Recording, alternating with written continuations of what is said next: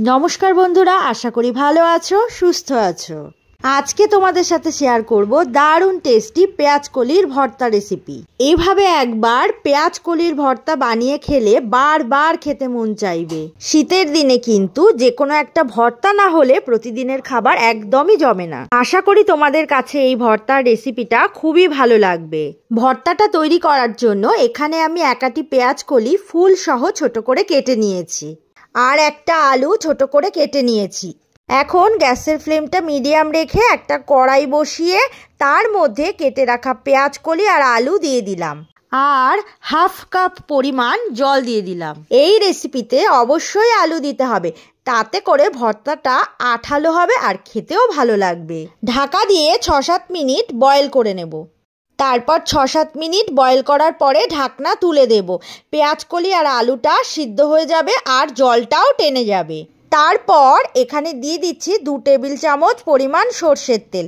তেলটা দিয়ে খুব ভালো করে ভেজে নেব, যাতে করে পেঁয়াজ কলিতে কোনো রকম জল না থাকে। ঠিক সেভাবেই ভেজে নিতে হবে, কিন্তু খেয়াল রাখতে হবে ভাজার সময় যেন কড়াইতে পোড়া না লেগে যায়, তাহলে খেতে ভালো লাগবে না। আলু আর পেঁয়াজ কলিটা এইভাবে ভেজে নিয়েছি। এবার এটাকে অন্য পাত্রে তুলে নেব, আর সেই কড়াইতেই 2 টেবিল চামচ পরিমাণ সর্ষের তেল দিয়ে দিচ্ছি। আর তেলটা গরম হলে এর মধ্যে 12-13টা শুকনো লঙ্কা দিয়ে দিলাম, আর 17-18 কোয়া রসুন দিয়ে দিলাম। এই ভর্তাটা কিন্তু শুকনো লঙ্কা দিয়েই খেতে ভালো লাগে। কেউ যদি শুকনো লঙ্কা খেতে না চাও তাহলে কাঁচা লঙ্কা দিয়েও এই ভর্তাটা তৈরি করে নিতে পারো, আর ঝালটা যে যার ইচ্ছে অনুযায়ী খেতে পারো। এখন এই ভাজা শুকনো লঙ্কা আর ভাজা রসুন কোয়া মেখে নিচ্ছি। শুকনো লঙ্কা এই মচমচে থাকা অবস্থাতেই মেখে নিতে হবে, কারণ ঠান্ডা হলে এই লঙ্কাগুলো এরকমভাবে গুঁড়ো করা যাবে না। একটা পেঁয়াজ এইভাবে কেটে দিয়ে দিলাম, আর এর মধ্যে দিয়ে দিচ্ছি স্বাদ মতো নুন। এই সব কিছুর সাথে পেঁয়াজ ভালো করে মেখে নিতে হবে। আর ধনেপাতা দিয়ে দিলাম। এই রেসিপিটাতে ধনেপাতার ফ্লেভারটা দারুণ লাগে। এখন খুব ভালোভাবে মেখে নিচ্ছি। এবারে ভাজা পেঁয়াজ কলি আর আলুটা দিয়ে ভালো করে মেখে নেব। নুনের স্বাদটা দেখে নিয়ে আবারও খানিকটা নুন দিয়ে দিলাম। এবারে খুব ভালো করে একটু সময় নিয়ে এগুলো সব কিছু মেখে নিচ্ছি।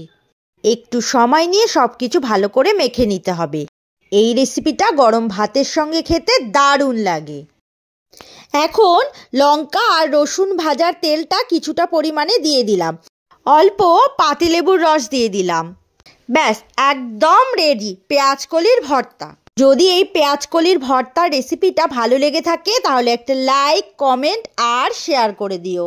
যদি আমার চ্যানেলে নতুন বন্ধু হয়ে থাকো তাহলে আমার চ্যানেলটি সাবস্ক্রাইব করে দিও। আরও নতুন নতুন রেসিপি নিয়ে চলে আসবো। সুস্থ থাকো, ভালো থাকো। এতক্ষণ আমার সাথে থাকার জন্য অনেক অনেক ধন্যবাদ।